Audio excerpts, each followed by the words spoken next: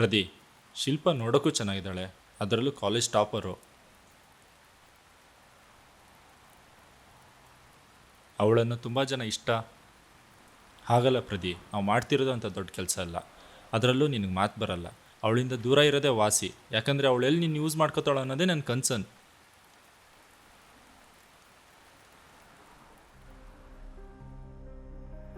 ಓ, ಅನುಮಾನನಾ? ಸರಿ, ನಿಮ್ ಬ್ರಾಸ್ಲೆಟ್ ಕೊಡು.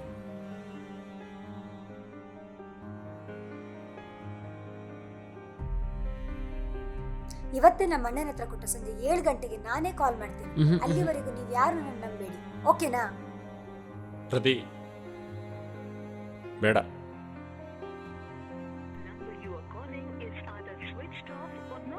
ಹಾಗೆ ಹೇಳಿ ಹೋದವಳು ರಾತ್ರಿ 8 ಆದ್ರೂ ಸಹ ಕಾಲ್ ಬರಲಿಲ್ಲ. ಯಾಕೋ, ಏನಾಯ್ತೋ? ಸರಿ ಬಾ, ನೋಡ್ಕೊಬರೋಣ.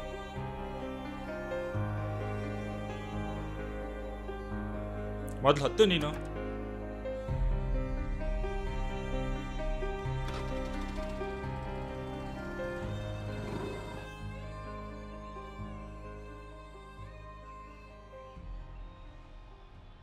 ಶಿಲ್ಪನ ಹುಡ್ಕೊಂಡು ಮನೆ ದಾರಿ ಕಡೆ ಬರುವಾಗ ಕಾಡಿನ ಮಧ್ಯೆ ಯಾರೋ ಬಿದ್ದಾಗ ಕಾಣಿಸ್ತಿತ್ತು.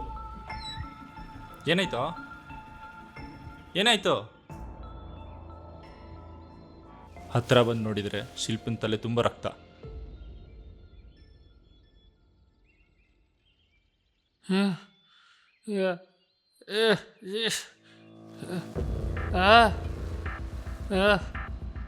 ನಗಣ ನಗಣ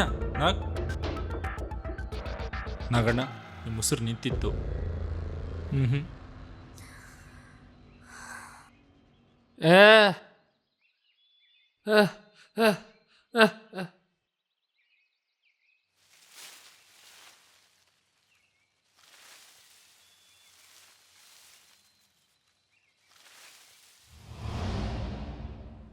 ಶಿಲ್ಪನ್ನ ಹಾಸ್ಪಿಟ್ಲಿಗೆ ಸೇರಿಸಿ ವಾಪಸ್ ಬಂದು ನೋಡಿದ್ವಿ. ಆವಾಗ ನೀವು ಅಲ್ಲಿರಲಿಲ್ಲ. ಆಮೇಲೆ ಏನಾಯ್ತು? ಏನಾಯ್ತ್ರಿ? ಏನಾದರೂ ಮಾಡಿ ನನ್ನ ಬದುಕಿಸ್ತೀಯಾ?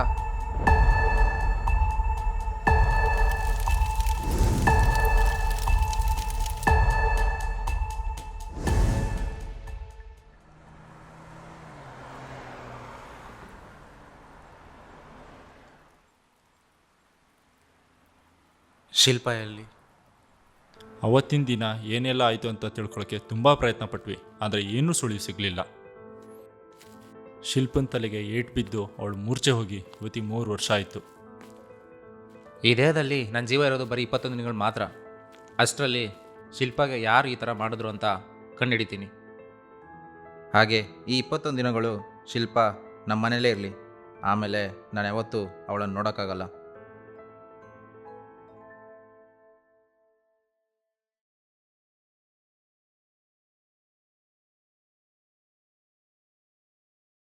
ಮತ್ತೆ ಶಿಲ್ಪನ ನೋಡಿ ಖುಷಿ ಆಯಿತು.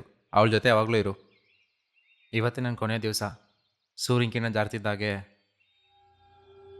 ಹಾಗೆ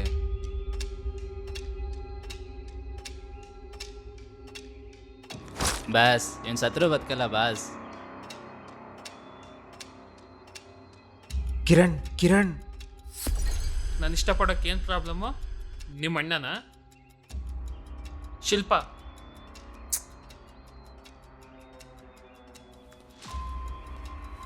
ಓಹ್ ಸಾರಿ ಶಿಲ್ಪ, ಸಾರಿ. ಅಣ್ಣ, ಅಮ್ಮ,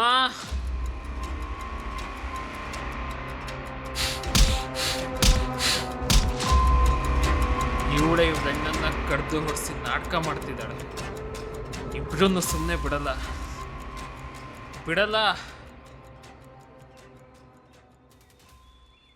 ಕಿರಣ್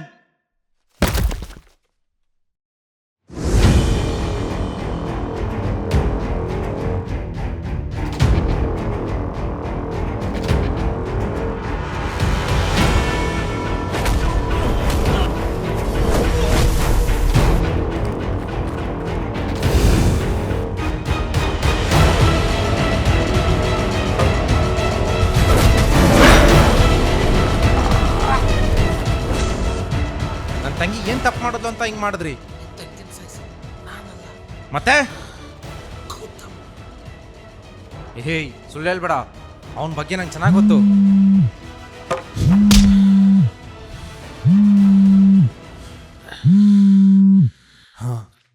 ಹಲೋ, ಶಿಲ್ಪನಿಗೆ ಪ್ರಜ್ಞೆ ಬಂದಿದೆ.